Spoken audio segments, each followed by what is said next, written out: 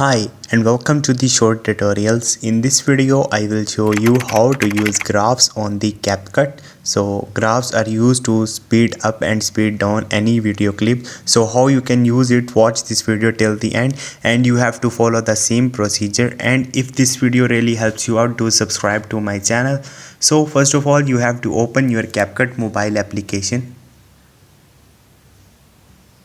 Once it will open, now you have to select any video you want to use a graph. Okay, once you will here, you will see clip is here. Now you have to select this clip and you will see speed option here. So tap on it and here you will see curve option. So you have to click on this curve option and it seems like graphs on the Capcut. So how you can basically use it, you simply have to select any graph here. So I select it and you will see first it's slow, then it speed up, then it's slow again. Tap on it, edit, and this means the speed is going to fast and it means speed slow down. So how you can adjust it, if you want to speed up clip at any point, you just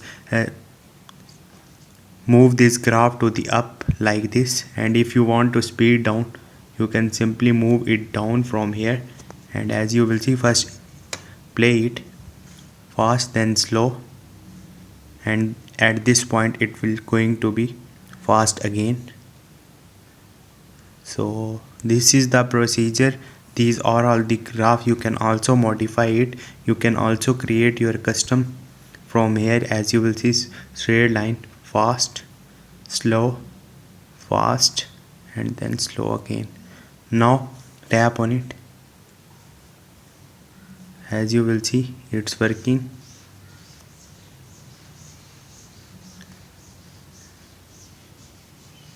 So this is the procedure to use graphs on the Capcut. Hope this video will helpful for you. If you have any question, you can ask me in the comment section, and don't forget to subscribe my channel. Thank you.